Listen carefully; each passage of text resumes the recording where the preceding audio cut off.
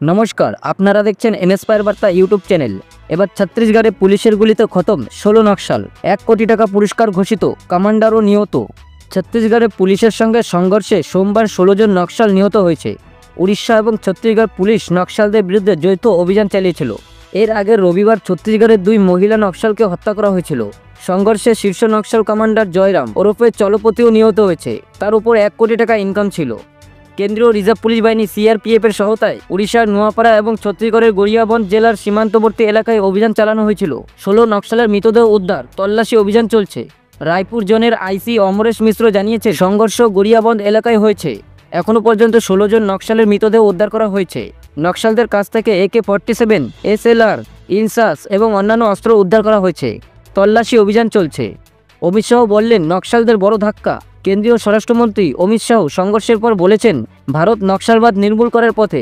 তিনি এক্সে পোস্ট করেছেন, নকশালবাদের আরও একটি বড় ধাক্কা।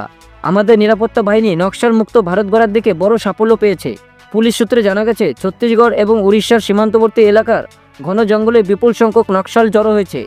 এরপর 19শে জানুয়ারি একটি যৌথ আন্তঃরাজ্য অভিযান শুরু করা হয়।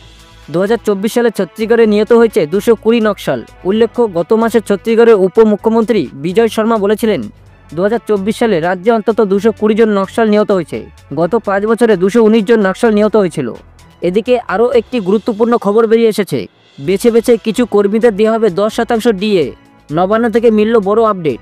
একদিকে যখন সপ্তম বেতন পে কমিশনের আওতায় কেন্দ্রীয় সরকারি কর্মীরা 53% হারে ডিএ পাচ্ছেন, তখন অন্যদিকে বাংলার সরকারি কর্মীরা ষষ্ঠ বেতন পে কমিশনের আওতায় মাত্র 14% হারে মহার্ঘ ভাতা পাচ্ছেন।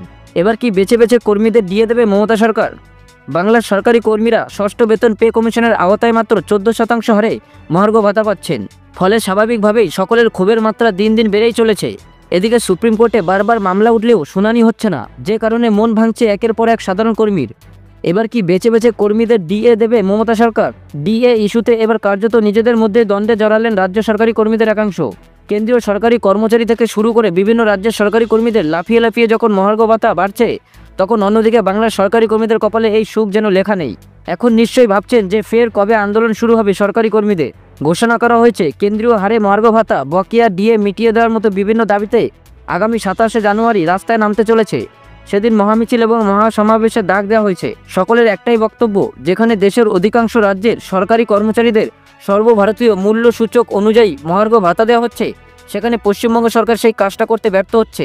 সংগ্রামী যৌথ মঞ্চের আহ্বায়কদের বক্তব্য, যতদিন না তাদের দাবি পূরণ করা হচ্ছে, কেন্দ্রীয় হারে মহার্ঘ ভাতা দেওয়া হচ্ছে না, ততদিন আন্দোলন চলবে। রাজ্য সরকারি কর্মচারীদের একাংশে আক্রমণ শানালেন মহার্ঘ ভাতা আন্দোলনের অন্যতম বড় মুখ নির্ঝর কুণ্ডু। কিছু কর্মীকে শীঘ্রই ডিএ দেওয়া হবে বলে কটাক্ষ করলেন নির্ঝর। তিনি রাজ্য সরকারি কর্মীদের একাংশে এক কথায় চাচা ছোলা ভাষায় আক্রমণ শানালেন। কিছু কর্মীকে শীঘ্রই ডিএ দেওয়া হবে বলে কটাক্ষ করলেন নির্ঝর।